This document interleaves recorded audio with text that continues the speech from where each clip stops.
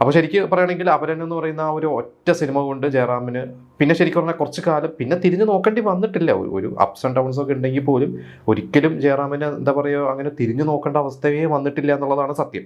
87 December ആ ഒരു മാസമാണ് ശരിക്ക് അപരനിലേക്ക് ജയറാം കമ്മിറ്റഡ് ആവുന്നത്. അതായത് 87 ആ ഒരു ന്യൂ ഇയർ സമയത്ത് ജയറാം ഒരു സ്റ്റേജ് ഷോനൊക്കെ ബോംബെയിലോ എവിടെയൊക്കെ പോയി തിരിച്ചു വരുന്നു. പിന്നെ ആ ഒരു ജനുവരി 1 തീയതി ആകുമ്പോഴേക്കും പത്മരാജനെ പോയി കാണുന്നു, അഡ്വാൻസ് വാങ്ങുന്നു. 88 ഫെബ്രുവരിയിലാണ് അപരൻ്റെ ഷൂട്ട് തുടങ്ങുന്നത്. ആ അപരൻ റിലീസാവുന്നത് മെയ്യിലാണെന്നാണ് എൻ്റെ ഒരു അറിവ്. ഏപ്രിലോ മെയ് തന്നെയാണെന്ന് തോന്നുന്നു. അത് കഴിഞ്ഞിട്ട് ആ അപരൻ്റെ റിലീസിന് മുമ്പ് തന്നെയാണ് പത്മരാജൻ്റെ അടുത്ത 3-ാം പക്കം എന്ന് പറയുന്ന ഒരു സിനിമയിലേക്ക് ജയറാമിന്. അപ്പോൾ ജയറാമിന് ഒരു സിനിമ ഇറങ്ങുന്നതിന് മുമ്പ് തന്നെ 3-ാം പക്കം കിട്ടി.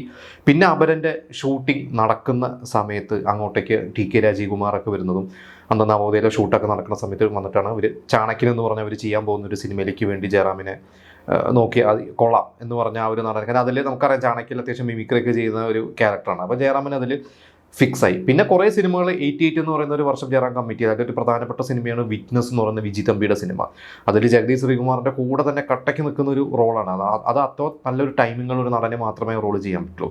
പിന്നെ നമുക്കറിയാം മറ്റേ പൊന്മുട്ടിടുന്ന താറാവ് എന്ന് പറയുന്ന അതിലെ ഒരു ക്യാരക്ടർ ശ്രീനിവാസനാണ് ഹീറോ എങ്കിലും വളരെ പ്രധാനപ്പെട്ട ഒരു റോളാണ്.